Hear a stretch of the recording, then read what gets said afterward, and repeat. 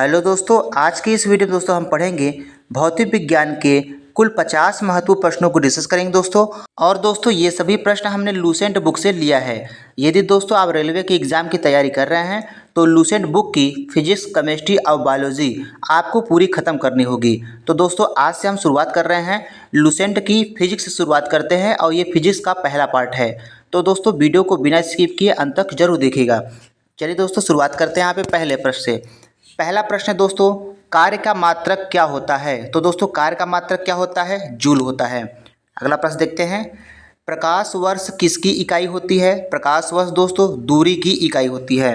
अगला प्रश्न है, बल की एसआई मात्रक क्या होता है? तो दोस्तों बल का एसआई मात्रक क्या होता है? न्यूटन होता है। अगला प्रश्न देखेंगे, प्रश्न नंबर चौथा है, एक खगोलीय इकाई जो है किससे संबंधित होता है? तो दोस्तों एक खगोलीय इकाई जो है सूर्य एवं पृथ्वी के बीच की दूरी से संबंधित होता है। अगला प्रश्न है, पारसेक इकाई है। तो दोस्तों पारसेक किसकी इकाई होती है? दूरी की इकाई होती है। अगला प्रश्न देखेंगे, प्रश्न नंबर 6 है, निम्नलिखित युग्मों में से कौन सा सही सुमेलित नहीं है? तो दोस्तों इसमें 4 इधर लिखे हैं प्रश्न और 4 इसके जो है उत्तर इधर लिखे हुए हैं। इसमें से बताना है कि कौन सा जोड़ा जो है सही नहीं है। तो दोस्तों जैसा कि हम जानते हैं दाब का मात्रक क्या होता है? पास्कल होता है, ये तो सही है। उष्मा का मात्रक जूल होता है, ये भी सही है। लेंस की क्षमता का मात्रक डायोप्टर होता है, ये भी सही है। जैसा कि दोस्तों रेडियो एक्टिव पदार्थ की सक्रियता का मात्रक क्यूरी नहीं होता है, ये जो है गलत है। अगला प्रश्न देखेंगे, प्रश्न नंबर 7वां है, ल्यूमेन किसका मात्रक है? तो दोस्तों ल्यूमेन किसका मात्रक होता है? ज्योति फ्लक्स का मात्रक ल्यूमेन होता है। अगला प्रश्न है, भौतिक मात्रा ज्योति किसकी इकाई है? तो दोस्तों ज्योति जो है वो लक्स की इकाई होती है। अगला प्रश्न है, पास्कल इकाई है। तो दोस्तों पास्कल किसकी इकाई होती है? दाब की इकाई होती है। अगला प्रश्न देखेंगे, प्रश्न नंबर 10वां है, कैंडिला कैंडिला मात्रक है। कैंडिला दोस्तों किसका मात्रक होता है? ज्योति तीव्रता का मात्रक कैंडिला होता है। अगला प्रश्न है, ऊर्जा की एसआई इकाई क्या होती है? तो दोस्तों ऊर्जा की एसआई इकाई क्या होती है? जूल होती है। और दोस्तों कार का मात्रक भी क्या होता है? जूल होता है। अगला प्रश्न देखेंगे, चुंबकीय क्षेत्र की माप की इकाई क्या होती है? तो दोस्तों चुंबकीय क्षेत्र की माप की इकाई टेस्ला होती है। अगला प्रश्न है, प्रश्न नंबर 13 है, हर्ट्ज क्या मापने की यूनिट होती है? तो दोस्तों हर्ट्ज जो है क्या मापता है? तरंगों की जो है आवृत्ति मापने के लिए हर्ट्ज का प्रयोग किया जाता है। अगला प्रश्न है, विद्युत मात्रा की इकाई क्या होती है? तो दोस्तों विद्युत मात्रा की इकाई एम्पियर होती है। अगला प्रश्न है, प्रश्न नंबर 15 है, एसआई पद्धति में लेंस की शक्ति की इकाई क्या होती है? तो दोस्तों लेंस की शक्ति का मात्रक क्या होता है? डायोप्टर होता है। अगला प्रश्न है, ध्वनि की तीव्रता मापने की इकाई क्या होती है? तो दोस्तों ध्वनि की तीव्रता मापने की इकाई डेसिबल होती है। अगला प्रश्न है, प्रश्न नंबर दोस्तों यहाँ पे 17 है, एम्पियर एम्पियर दोस्तों क्या नापने की इकाई होती है? एम्पियर दोस्तों करंट, जिसे दोस्तों धारा कहते हैं। तो दोस्तों एम्पियर जो है धारा नापने की इकाई होती है। अगला प्रश्न देखते हैं, प्रश्न नंबर दोस्तों यहाँ पे 18 है, यंग प्रत्यास्था गुणांक का एसआई मात्रक क्या होता है? वेरी इंपॉर्टेंट प्रश्न है दोस्तों ये। यंग प्रत्यास्था गुणांक का एसआई मात्रक न्यूटन प्रति मीटर स्क्वायर होता है। अगला प्रश्न देखते हैं, प्रश्न नंबर 19 है, निम्नलिखित में से तापमान की एसआई इकाई क्या होती है? तो दोस्तों तापमान की एसआई इकाई क्या होती है? केल्विन होती है। अगला प्रश्न देखेंगे, प्रश्न नंबर 20 है, निम्नलिखित में से कौन सा प्रतिरोधकता के एसआई मात्रक को सही रूप से दर्शाता है? तो दोस्तों प्रतिरोधकता का मात्रक क्या होता है? ओम मीटर होता है। अगला प्रश्न है, संवेग का एसआई मात्रक क्या होता है? तो दोस्तों संवेग का एसआई मात्रक किलोग्राम मीटर प्रति सेकंड होता है। अगला प्रश्न देखते हैं दोस्तों, प्रश्न नंबर 22 है, प्रकाश वर्ष के संदर्भ में निम्नलिखित कथनों पर विचार कीजिए। तो दोस्तों प्रकाश वर्ष के संदर्भ में यहाँ पे 3 बातें दिया गया है, इसमें से पूछ रहा है कि कौन सा जो है सही है। तो दोस्तों यहाँ पे देख लेते हैं। पहला क्या कहता है, प्रकाश वर्ष अति दीर्घ दूरियां मापने का मात्रक होता है, ये दोस्तों कथन सही है। दूसरा है, प्रकाश वर्ष अति दीर्घ काल अंतराल मापने का मात्रक होता है, ये गलत है। तीसरा क्या है, प्रकाश वर्ष प्रकाश की तीव्रता मापने का मात्रक होता है, ये भी गलत है। तो दोस्तों इसमें केवल जो है पहला वाला कथन जो है सही है। अगला प्रश्न देखेंगे, प्रश्न नंबर 23 है, निम्नलिखित में से कौन सा एक ऊर्जा का मात्रक नहीं होता है? तो दोस्तों इसमें ऊर्जा का मात्रक कौन सा नहीं है? ऊर्जा का मात्रक पहले दोस्तों हम देख लेते हैं। जूल होता है, न्यूटन मीटर होता है और वाट घंटा भी होता है। तो दोस्तों ऊर्जा का मात्रक इसमें कौन सा नहीं होगा? किलोग्राम मीटर पर सेकंड स्क्वायर, ये ऊर्जा का मात्रक नहीं होता है। अगला प्रश्न देखेंगे। दीप्त तीव्रता को मापने के लिए एसआई इकाई क्या होती है? तो दोस्तों दीप्त तीव्रता को मापने की एसआई इकाई कैंडिला होती है। अगला प्रश्न देखेंगे, प्रश्न नंबर 25 है। निम्नलिखित में से कौन सा मात्रक वही मात्रा मापता है जो एसआई पास्कल द्वारा मापी जाती है? तो दोस्तों टार जो है, टार वही मात्रा मापता है जो एसआई पास्कल द्वारा मापी जाती है। अगला प्रश्न देखेंगे, प्रश्न नंबर 26 है। निम्न में से ऊष्मागतिकीय या थर्मोडायनामिक तापमान की एसआई इकाई क्या होती है? तो दोस्तों केल्विन होती है। केल्विन इसका सही उत्तर हो जाएगा। अगला प्रश्न देखेंगे, प्रश्न नंबर 27 है। यहाँ पे दोस्तों लिखा है सूची फर्स्ट को सूची द्वितीय के साथ सुमेलित कीजिए और सूचियों के नीचे दिए गए कूट का प्रयोग करके सही उत्तर बताइए। तो दोस्तों हम जानते हैं उच्च वेग को मापने के लिए मैक का प्रयोग किया जाता है, तरंग दैर्घ्य को मापने के लिए एंगस्ट्रॉम का प्रयोग करते हैं, दाब को मापने के लिए पास्कल का प्रयोग करते हैं, ऊर्जा को मापने के लिए जूल का प्रयोग करते हैं। तो दोस्तों इसमें कौन सा सही हो जाएगा? 1 2 3 4, तो यही वाला जो है ऑप्शन सही हो जाएगा। अगला प्रश्न देखते हैं दोस्तों, प्रश्न नंबर यहाँ पे 28 है। प्रश्न नंबर 28 में भी यहाँ पे दोस्तों सूची फर्स्ट को सूची द्वितीय के साथ सुमेलित कीजिए और सूचियों के साथ दिए गए कूट का सही प्रयोग करके सही उत्तर का चयन कीजिए। इधर दोस्तों भौतिक राशि दिया है और इधर उनके मात्रक दिया है, तो यहाँ मिला लेते हैं। दूरी का मात्रक क्या होता है दोस्तों? दूरी जो है प्रकाश वर्ष होता है। और पदार्थ की मात्रा का मात्रक क्या होता है दोस्तों? मोल होता है।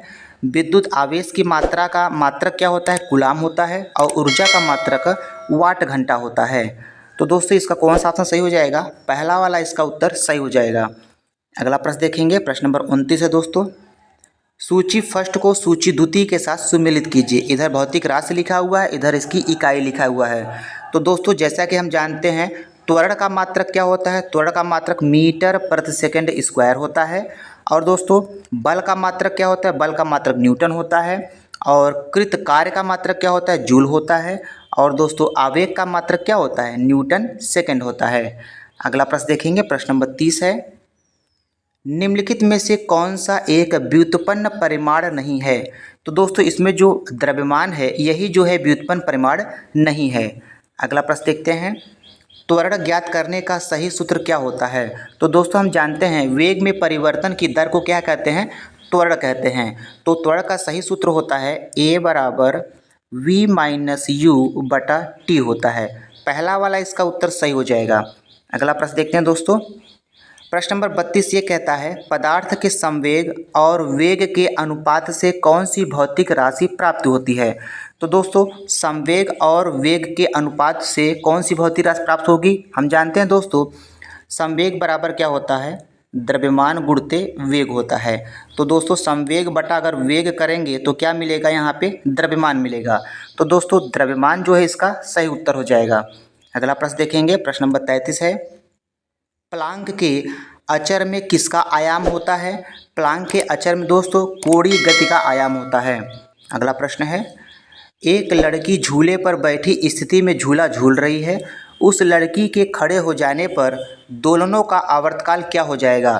तो दोस्तों लड़की जब खड़ी हो जाएगी तो दोलन का आवर्तकाल क्या हो जाएगा? कम हो जाएगा। अगला प्रश्न देखेंगे, प्रश्न नंबर 35 है। घूर्णन करती एक गोल मेज पर अचानक एक लड़का आकर बैठ जाता है, मेज के कोणीय वेग पर क्या प्रभाव पड़ेगा? तो दोस्तों कोणीय वेग क्या होगा? कम हो जाएगा। अगला प्रश्न देखते हैं, प्रश्न नंबर 36 है। कोई भी वस्तु हो अगर उसके वेग को 2 गुना कर देंगे तो उसकी गति ऊर्जा कितनी होगी? 4 गुना होगी। कैसे 4 गुना होगी दोस्तों? ध्यान समझिएगा। यहाँ पर दोस्तों हम जानते हैं गति ऊर्जा का सूत्र होता है 1/2 mv² होता है। ठीक है। अब दोस्तों यहाँ पे वेग को क्या कर रहा है? 2 गुना कर दे रहा है, तो यहाँ लिखेंगे 2v, तो ये स्क्वायर हो जाएगा। तो यहाँ बचेगा 1/2 m स्क्वायर करेंगे v² और गुणते 2 का स्क्वायर करेंगे 4 हो जाएगा। ये दोस्तों क्या है? गति ऊर्जा। तो और ये क्या है? 4 गुना हो गया। तो उसकी गति ऊर्जा कितनी हो जाएगी? 4 गुनी हो जाएगी। तो ऑप्शन सी इसका सही उत्तर हो जाएगा।